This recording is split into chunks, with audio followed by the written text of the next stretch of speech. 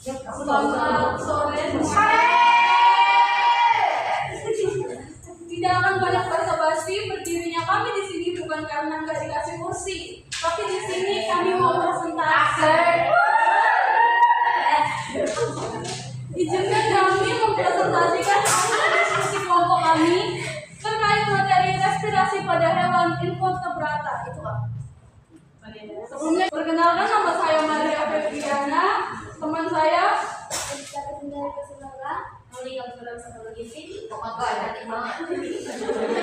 Nah, di sini ada beberapa poin penting yang sudah kami rangkum, yang selanjutnya akan dipresentasikan. Oke, yang pertama, definisi invertebrata. Apa itu invertebrata? Invertebrata adalah hewan yang tidak memiliki tulang punggung antara ruas tulang belakang. Ciri-ciri hewan ini adalah yang satu, tidak memiliki tulang belakang dan kelompok terakhir. Invertebrata tidak menggunakan dalam yang berdiri dari tulang punggung sebagai pembatas. Yang kedua, susunan sarafnya berada di perut. Yang ketiga, beberapa hewan yang berkembang cenderung lambat dan berusia kecil karena kurangnya sistem tulang yang kompleks.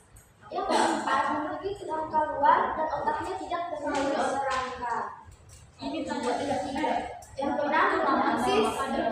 Sebagian besar invertebrata berreproduksi secara seksual, maupun beberapa dapat berreproduksi secara aseksual seperti pada bintang laut atau anemon laut.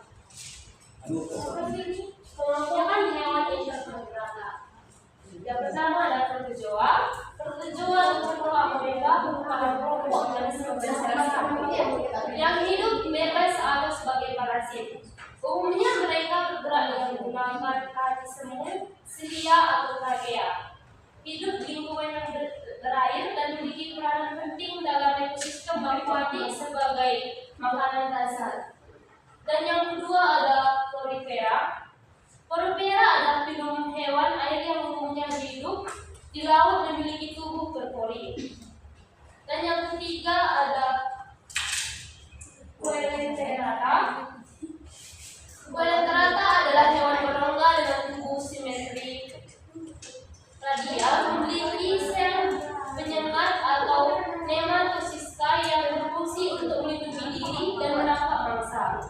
Contohnya adalah urugabadi yang dikenal dengan kemampuannya meregenerasi diri hingga menjadi alati.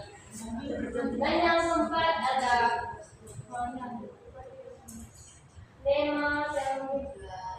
Nematelmes, yaitu kelompok cacing berbentuk bulat, panjang dan tubuh yang tidak bersegmen.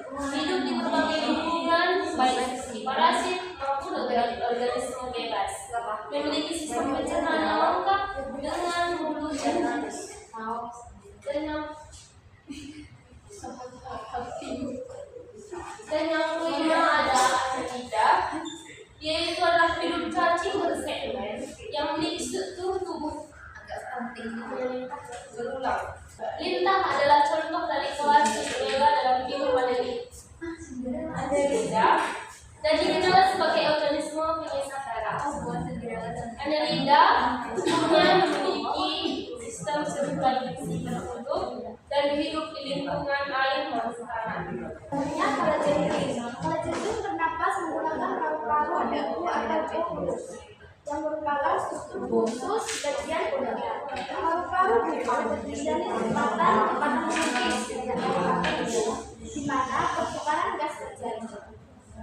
Oksigen dari udara masuk melalui celah kecil di bagian bawah tubuh kalajengking, lalu diserap melalui permukaan darah atmosfer. Sementara karbon dioksida dikeluarkan. Sistem ini memungkinkan kalajengking untuk bernapas di darat dengan oksigen. Yang terakhir itu bulu babi. Bulu babi bernapas menggunakan kaki tabung dan bisa istirahat.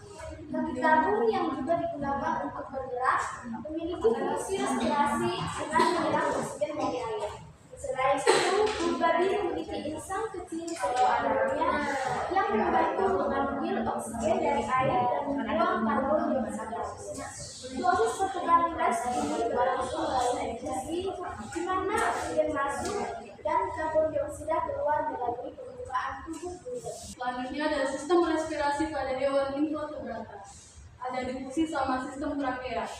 Difusi itu adalah proses respirasi pada hewan invertebrata, adalah pertukaran gas yang terjadi melalui kulit luar tubuh atau permukaan tubuh hewan. Difusi adalah proses pergerakan zat kimia dari area dengan konsentrasi tinggi ke area konsentrasi rendah. Sistem trakea. Respirasi sistem trakea adalah proses pengambilan udara ke dalam tubuh melalui trakea yang berfungsi sebagai saluran utama untuk mengalirkan udara dari laring ke paru-paru. Sistem ini sangat penting untuk memastikan tubuh mendapatkan oksigen yang diperlukan untuk metabolisme dan mengeluarkan karbon dioksida sebagai hasil sampingan. Dari kesimpulannya adalah respirasi pada hewan invertebrata memiliki variasi yang beragam sesuai dengan struktur tubuh, ukuran, dan habitatnya. Hewan invertebrata berukuran sangat kecil seperti protozoa dan porifera. Melakukan respirasi melalui difusi langsung di permukaan tubuhnya dengan rasio permukaan terhadap volume yang tinggi. Oksigen dan karbon dioksida dapat berdifusi langsung melalui membrana sel pada serangga dan beberapa jenis arthropoda darat. Seperti sistem trakea digunakan untuk membawa oksigen langsung ke sel tanpa melibatkan sistem peredaran darah.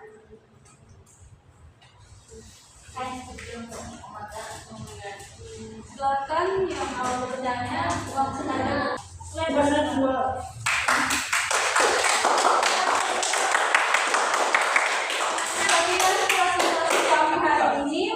Kami izin pamit undur diri karena kalau maju saingannya teman sendiri. Oke, kami akan menjawab pertanyaan. Pertanyaan pertama dari Salasia. Beberapa hewan invertebrata cenderung lambat dalam hal pertumbuhan tubuh atau lambat berkembang biak. Jadi kecepatan pertumbuhan dan reproduksi invertebrata yang lambat itu adalah strategi bertahan hidup yang menyesuaikan diri dengan kondisi lingkungan yang ada. Ya, terima kasih. Selanjutnya pertanyaan dari Fatma. Bagaimana bentuk dan ukuran tubuh mempengaruhi cara respirasi pada hewan invertebrata yang tidak memiliki organ pernapasan khusus?